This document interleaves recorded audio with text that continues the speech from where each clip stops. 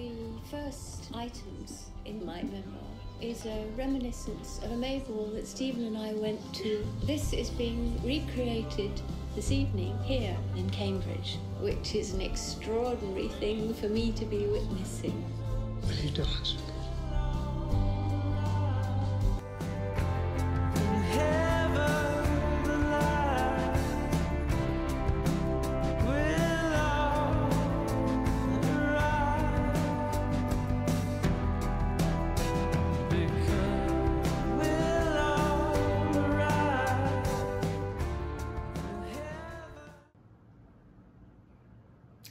Hello. What's this? Oh, English tea. It's currently 4 PM, so it's time for tea. Afternoon tea is what it is.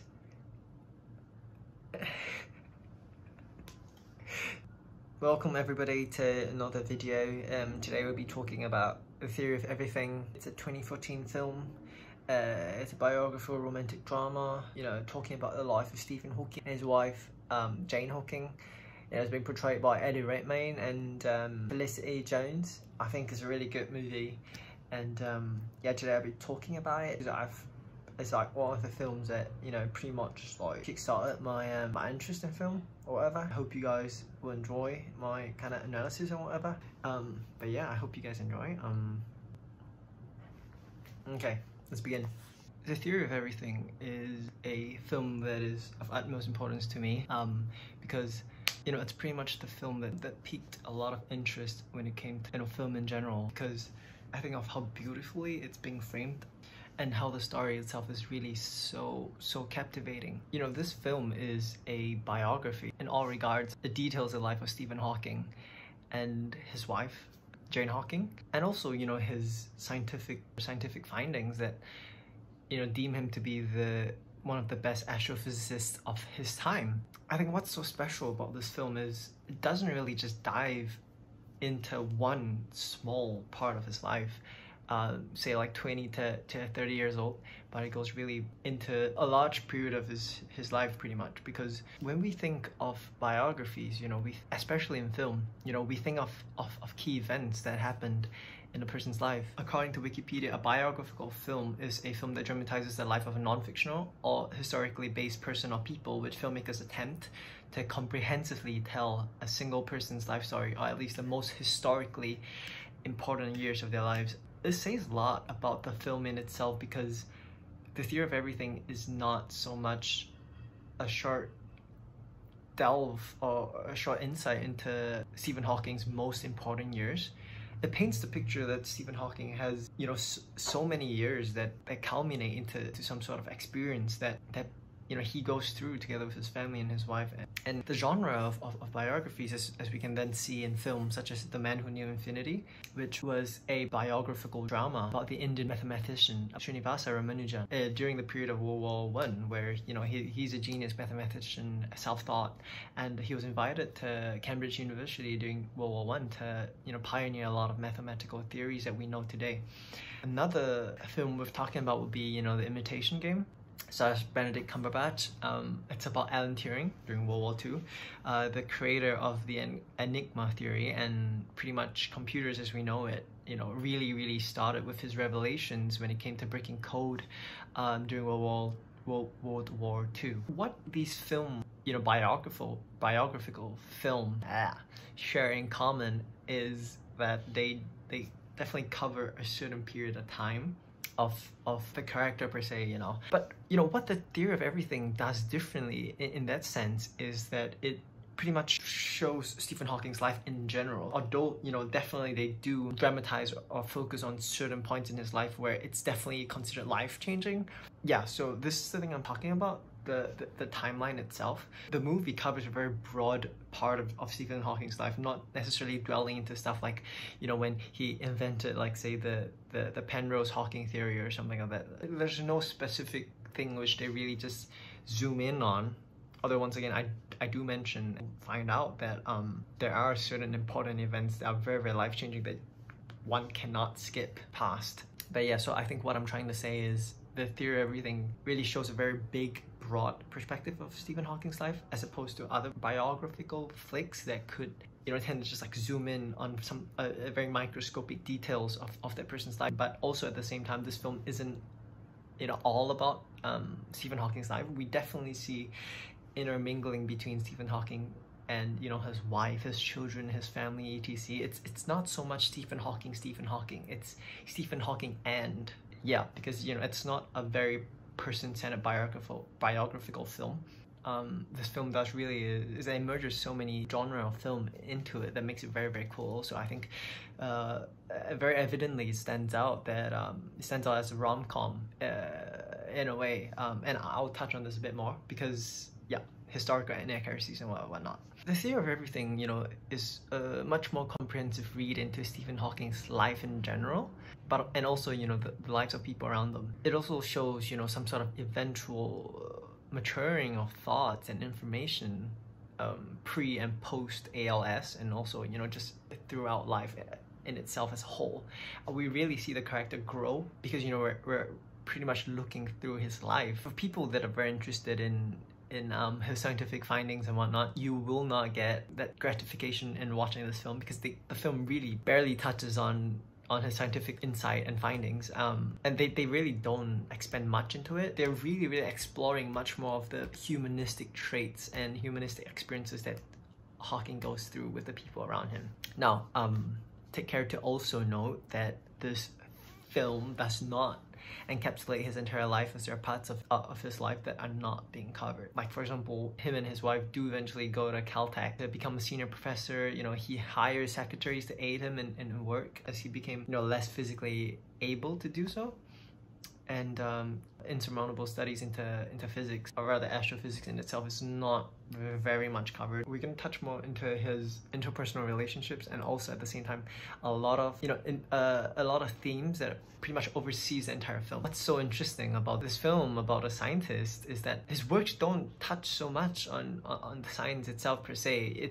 But it's so much more about the science of love, time, of hope, and the science of human relation and the science of human strife. It doesn't leave you with information to say like, oh, okay, you know, like I know so much more about Stephen Hawking, I know so much more about what he's done, but, you know, it's so much more like, oh, I know his struggle, I know what he goes through. But what we're really taking away at the end of the film is so much more personal, so much more filled with life and hope and everything else that is not that intellectual in nature. So this isn't a normal type of biographical film in that very sense.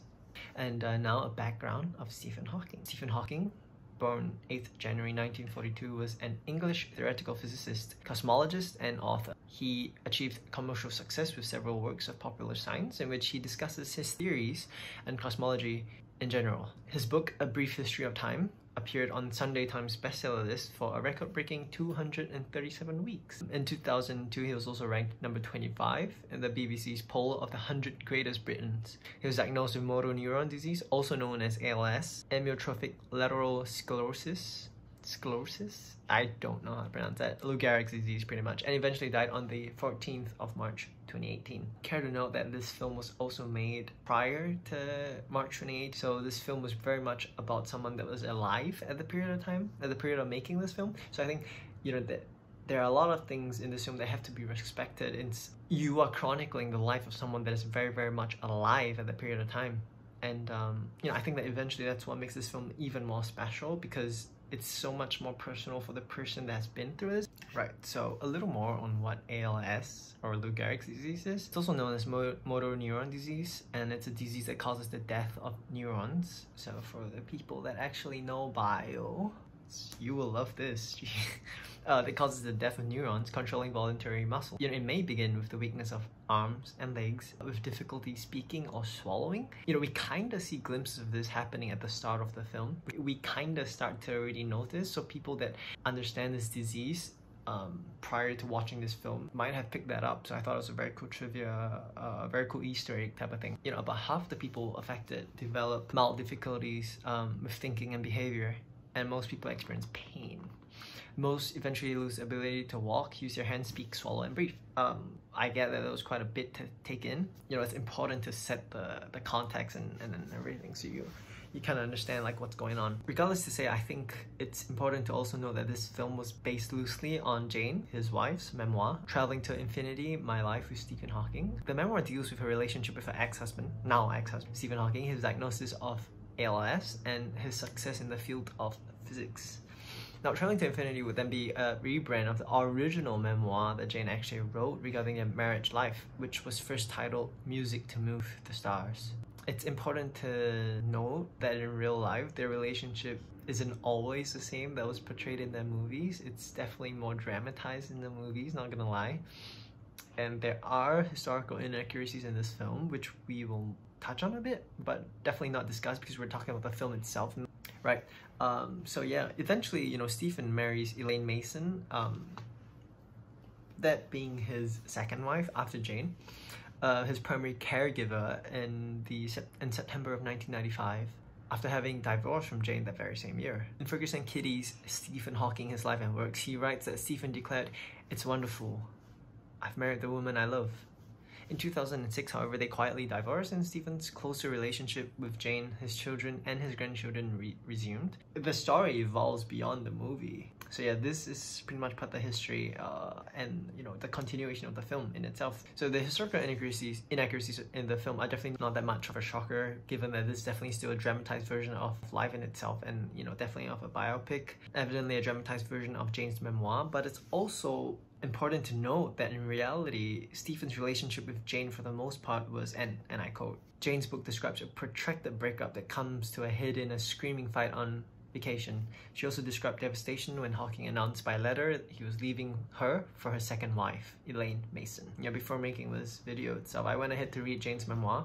I didn't finish reading it because I had to buy the book, a bit tight on the finances, you know what I'm saying? So I read the preview on Google, and it is true that the film does fudge up some details of the movie. For instance, Jane had known about the disease before they even got in together. And in fact, they had actually known each other for some time before their marriage, which for a big part meant that it was not much of a, you know, say impulse reaction when they had got together in marriage in a very short timeline, as you'll see in the film. Brian, Stephen's best friend in the film, isn't actually a real singular person. There isn't a Brian in his life.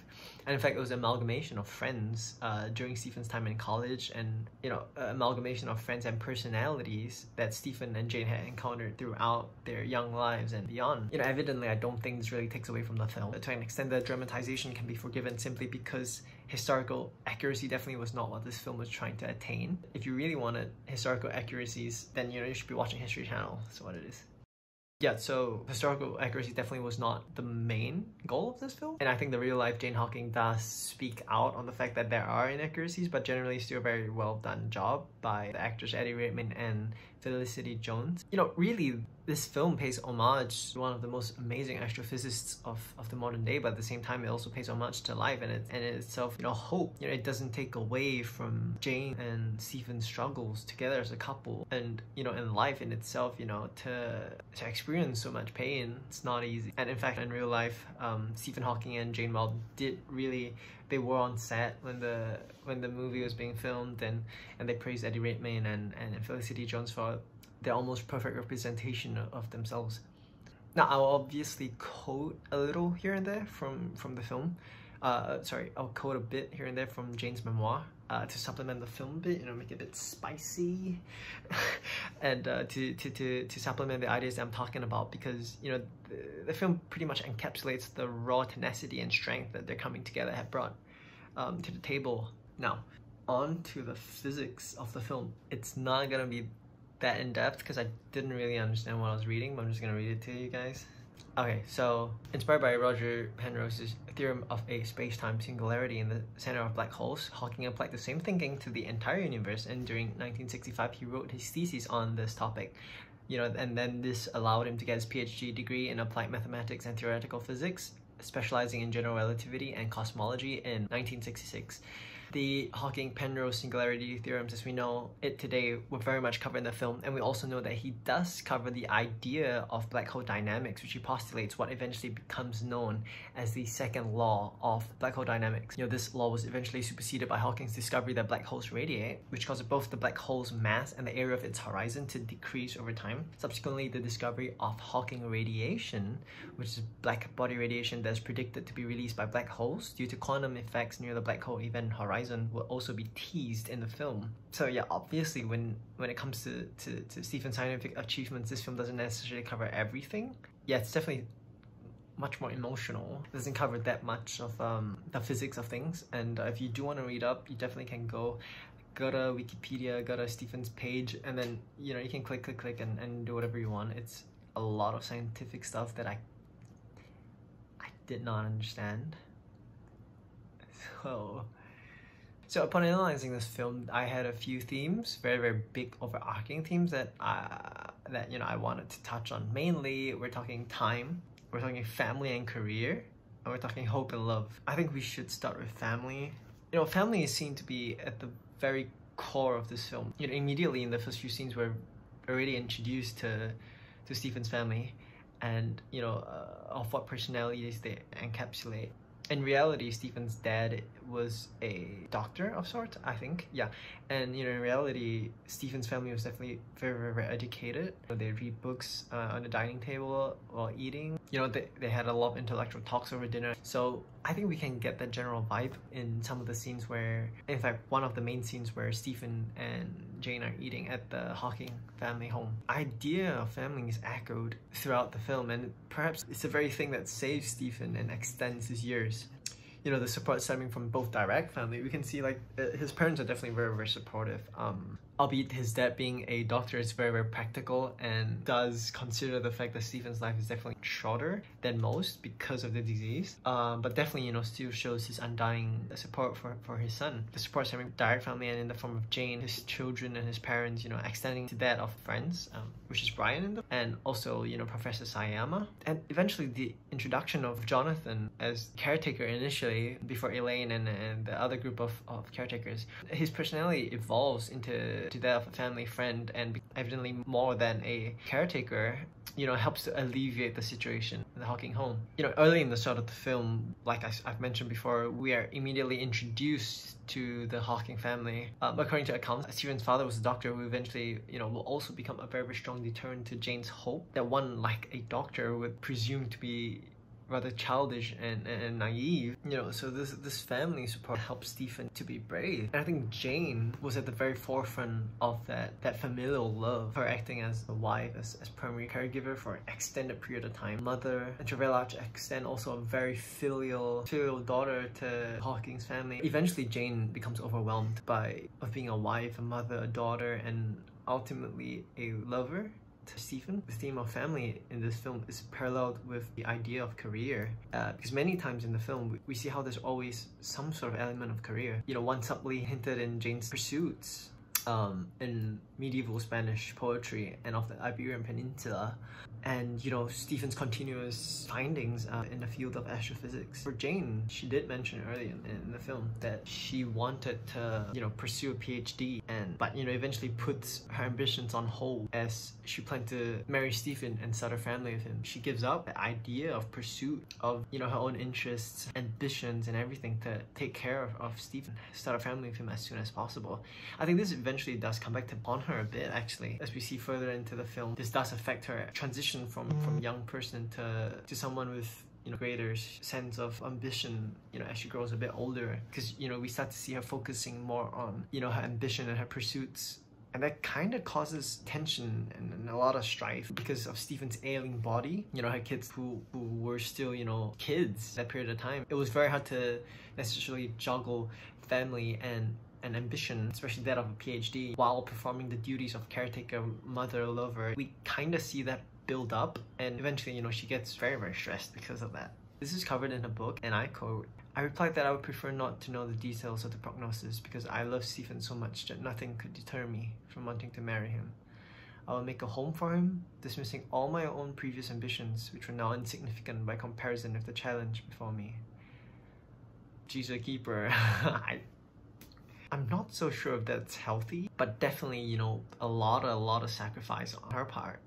Yeah, and I think in this part of the film, we kind of see her absolute determination in loving Stephen till he dies. Unfortunately, or fortunately, life doesn't always work out the way we want it to. Stephen lives longer than the stipulated 2 years that the doctors had given him. He writes books, attends operas, yeah, which he so loved, especially Wagner. You know, he spoke at events and found new theories that today we know as Hawking radiation, Penrose-Hawking theorem, and many more. For Jane, like we said, you know, she strives to attain her PhD in medieval Spanish poetry and of the Iberian Peninsula. Now, once again, trivia. For those that are interested, the Iberian Peninsula is located at the southwestern tip of the continent of Europe and includes countries such as the British Crown Colony of Gibraltar, Spain, and Portugal, an important region during the Napoleonic Wars of the 1800s. You know, there is a struggle in that sense for Jane, who in her older years strives to balance having children and being Stephen's primary caretaker and trying to pursue her dreams at the same time. But I think what really challenges the idea of family is, you know, truly in the introduction of Jonathan into the Hawking family, that, you know, we kind of see how traditional family structure starts to become strained. For example, the camping scenes in the film really draw some sort of parallels when it comes to family vacation. Obviously, these scenes are definitely exaggerated a bit, and if I recall correctly in the book, it does mention that they don't necessarily go on vacations that much. You know, they mainly left the country for work and all that, so there weren't really a lot of adventures as shown in the film. But nonetheless, we see how I'd say Jane is more at ease with Jonathan than with Hawking, evidently, because she has to take on the role of caregiver for both her children and Hawking, as opposed to when she's with Jonathan, who definitely plays that more of a protector role, or unfortunately a fully functioning type of relationship where, you know, he can play the role of a father, of a caretaker, and of the man of the family, man of the household, which unfortunately Stephen, with his illness, cannot necessarily bring to the table. And you know, we'll definitely talk about this a lot more in the themes of hope, because I think for a lot of people, this is a very big blow. And if you're telling me that I cannot, you know, take care of my family because of the ailments that I'm going through, I think for me personally, I'd be really frustrated too. You know, really empathize with how Stephen Hawking's feeling, or how he felt at that period of time. When Jonathan is around, you know, we can see that her kids are allowed to roam, to play. You know, the mood's definitely visibly lightened. When Stephen chokes on his food while family plays charades, his son is seen to be, well, simply put, affected because the attention is taken away from him. And it's completely understandable for a young kid who doesn't necessarily know the context of the situation to feel annoyed. You do see some sort of strain when it comes to family. You know, I wouldn't fault the child too much, simply because, you know, we know that children of the age crave that attention. Dr. Hawking has to eventually forgo his position as provider, protector, father, and teacher, you know, simply because of his inability to do so. And I think it's painful. You know, it garners a lot of empathy. I think, you know, a dad would always want to provide. So, and even though it's not explicitly being mentioned, I think it's good to note that that there's a lot of psychological effects on Stephen as a person. I think for him to have withstood that is definitely remarkable. Because I think anyone would find it really hard to be seriously okay not being able to provide the ideals of family life being valued in the wider society around us, not only now, but, you know, back in 1963 or 1970s-ish, when he kind of has kids and whatnot. You know, the idea of family still stands strong, the values and whatnot.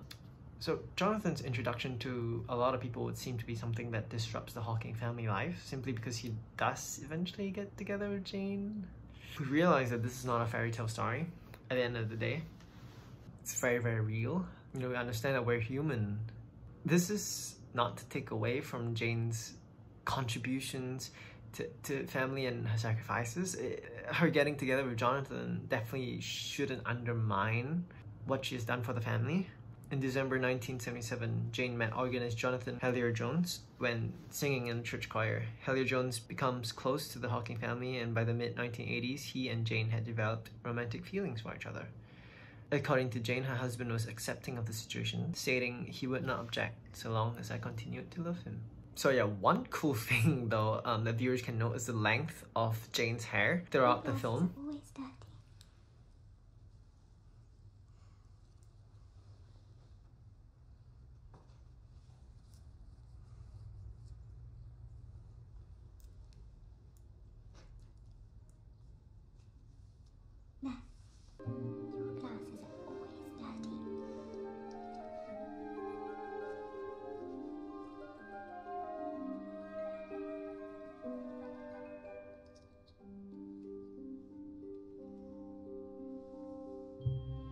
I know it's weird to look at people's hair, but I thought this was interesting. You know, I'd say her longer hair at the start of the film and at the start of the relationship could signify hope, youth, vigor, and throughout the relationship, you know, her gradually shortening hair could be seen as a transition into practicality and undoubtedly maturity.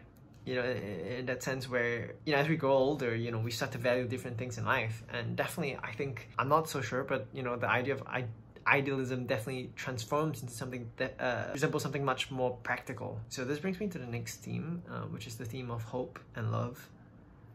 As we know, Lou Gehrig's disease, which is basically, I think, you know, the Ice Bucket Challenge.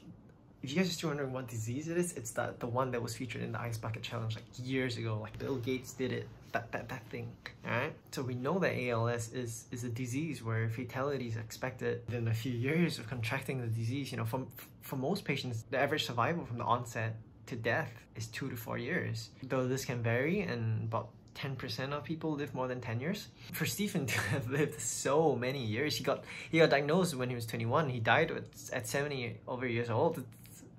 That's 50 over years with ALS, and you know, that's extremely remarkable, and his story of survival is definitely one that cannot be discounted. As we analyze this scene where the doctor gives his prognosis,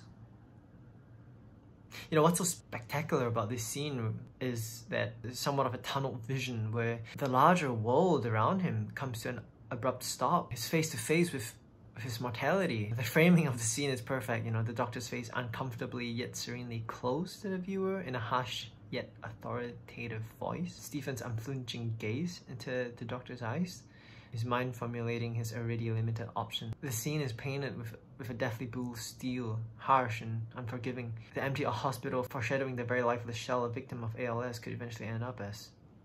It's a very quiet, somber scene, and I think for someone that, you know, as a genius, you had so much to accomplish, to be diagnosed with a disease limits your life, limits your movement. That's really painful. And over the course of the film, you know, we see how his infirmities start to limit him, where he compares how little he can do compared to the people around him. It takes a very heavy toll on him. And the fact that he has to be served and aided in almost every aspect of life was something that must have been extremely hard for him to swallow. What Eddie Redmayne did in his performance, which he won an Oscar for, is definitely just his almost true-to-life portrayal of an ALS victim. The harsh realities of his illness really start to take form to help both their kids and him when he starts choking, when he tries to climb upstairs. The thing about it is Stephen is obviously kind of stubborn. I think in real life, Stephen's relationship or Stephen's personality is definitely way more stubborn than what we see in the film. In Jane Hawking's memoirs, From Traveling to Infinity, My Journey with Stephen Hawking, we see that she writes curiously as his gait became more unsteady, so his opinions became more forceful and defiant.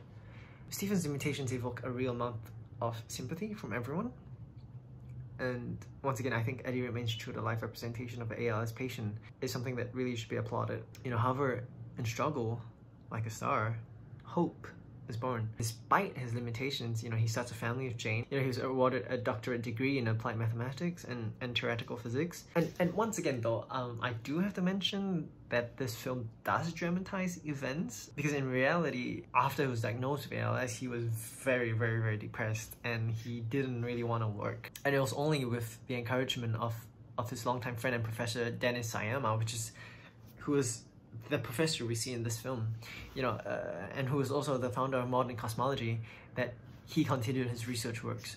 The premises of hope and love are definitely very evidently intertwined. When we talk about the themes of hope in itself, I don't think we can really excuse that there were other factors that aided in this theme of hope. One of them very much evidently is the theme of love. One can simply argue without the love that he received from Jane and his friends and the people around, you know, that his life wouldn't be as fruitful or even long-lived as it was. And I truly do believe so. I think also when we think of love, we assume it to be smooth sailing, but what was proven otherwise in the film is that love is also friction, and through friction, the flames of love. Perhaps what was clear at the start upon their meeting was that, you know, they had differences in interests and pursuits. Jane was an art major, while Stephen was a science major. Even, you know, differences in terms of religion. You know, and as covered in Jane's memoir, she was herself rather devoted to her beliefs. Yeah, while Stephen Hawking has never really believed in God. You know, besides that, we also kind of do see, you know, glimpses of Stephen's intelligence and once unbeatable logic, not even by his own family, being challenged by Jane herself. And I think think that intellectual sparring, despite their innate differences, was something that allowed for passion to bloom. You know, for Stephen to finally find someone that was that interesting in that aspect was definitely something that piqued his interest for sure. So yeah, straight away, you know, at the beginning, we see that there are striking differences. And I think this really does set a stage for why their relationship is not only special, but born out of a certain amount of hope, which is a dominant theme in this movie. You know, and evidently Jane's strong personality will also be fundamental in the relationship and also in the aiding of Stephen to reach his full potential. She did play a very pivotal role in Stephen's early life, and definitely throughout his life, because she's definitely been his #1 fan, #1 supporter, primary caretaker for a very, very long time. You know, they shared a family together. You know, Jane, as her memoirs mentioned, this pretty much started principally with a considerable amount of hope and love. Unfortunately, also, you know, I think it's also as his sickness starts to progress, you know, post-tracheotomy, was definitely not responding as he used to. General degradation of his physical capabilities brings forth some form of inevitable toll on him and his family. It's very much the introduction of Elaine Mason, who is now Stephen's primary caretaker, is something that rivals Jonathan's position per se, and, you know, even rivals Jane's position as someone that can, you know, rival her humor and intelligence that first made Stephen fall in love. And I think this is also when we're harshly reminded and exposed to the realities of marriage life. You know, Jane, who's now burdened, but at the same time hardened by Stephen's illness, has become much more of a realist, you know? I mean, we can see at some point she does lose her initial unending youth and even perhaps her patience and comprehension of Stephen as a person. I'd say this may be the effect of time. You know, they got way more comfortable with each other, but at the same time they're just growing apart from each other because of their initial differences, as we mentioned. I think this happens to everyone, happens to every single couple. But at the same time, the effects of reality, you know, and infirmities just start to take over. As they age, they might not have been aging together. They were aging at separate rates. Definitely mainly because they were playing very, very different roles. You know, Stephen couldn't really fulfill his roles as husband, as father. He fulfilled his roles as obviously professor and as a person that needed to be cared for. You know, while Jane definitely is maturing at a very, very fast rate compared to Stephen. You know, her needing the abilities to be able to juggle between caretaker, PhD student, mother, lover, daughter. The roles are very, very different in this relationship. There are very, very dynamic roles that are being explored here by separate people in a same relationship. You know, Jane on one hand, both being a mother and a wife and caretaker, cannot play the role of a lover nor the witty character anymore after Stephen's condition has deteriorated. It's unfortunately understandable that her position of wit and intelligence that once was is now being replaced with someone who's rather new to the game. We start to understand why Hawking may start to lean towards her for her intellectual and emotional support that he's needed all these years, which Jane, because of her need to fulfill so many other roles, can't really provide for Stephen anymore. And I don't really think this represented the lack of love that Jane had for Stephen. I just really think that, you know, it simply evolved with the tides of time and just growing older. Stephen, who was in his 20s, had valued a life with Jane. And with the expectation of 2 more years to live, he and Jane lived the best of their lives. You know, they had kids, they had their highs, as they had their struggles.